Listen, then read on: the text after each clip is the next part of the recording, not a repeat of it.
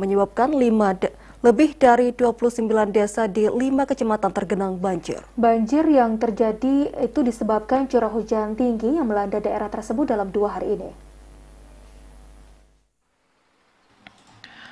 Banjir yang melanda daerah Aceh Jaya selain merendam rumah warga, juga sejumlah sekolah ikut terendam.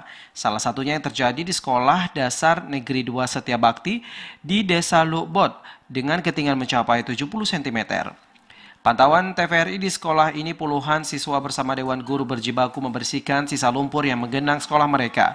Sejumlah siswa juga terlihat mengambil air dari sisa banjir yang menggenang sekolahnya dengan menggunakan ember dan berbagai peralatan lainnya untuk membersihkan lumpur yang menutupi sekolahnya.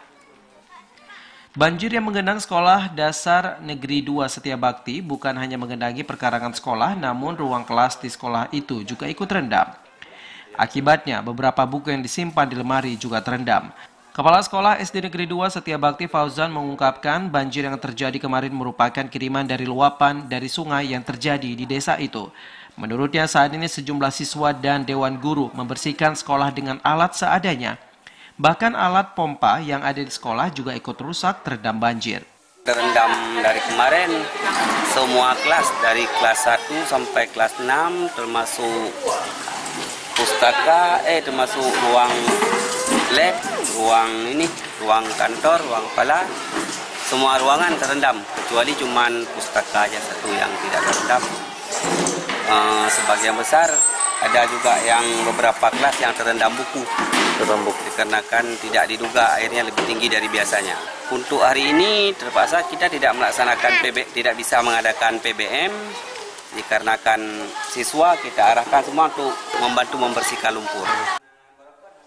Pihak sekolah berharap kepada pemerintah dan dinas terkait agar bisa segera membersihkan lumpur yang menggenangi sekolah dengan bersihnya lumpur sehingga aktivitas proses belajar mengajar tidak terganggu. Sementara itu, data yang didapatkan dari BPBK Aceh Jaya, jumlah kecamatan yang tergenang banjir mencapai 5 kecamatan, di antaranya Kecamatan Jaya, Indrajaya, Sampoinit, Darul Hikmah, dan Setiabakti.